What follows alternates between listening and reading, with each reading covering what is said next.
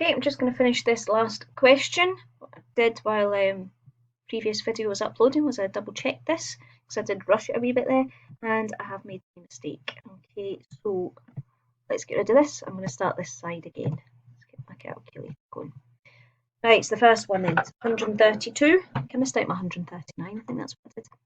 132 plus 139 plus 146 plus 148 plus 6 plus 157 plus 157 plus 160, 64, 172, 181 and 184.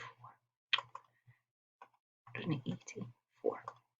Okay, so 1896. And it should be 12, it should be the same. Let me just check. 1, 2, 3, 4, 5, 6, 7, 8, 9, 10, 11, yeah, 12. So 1896 divided by 12 is 158 centimetres. And we want to know who has the height advantage. So the height advantage is definitely Rovers. So Rovers have a height advantage as on average their players are taller.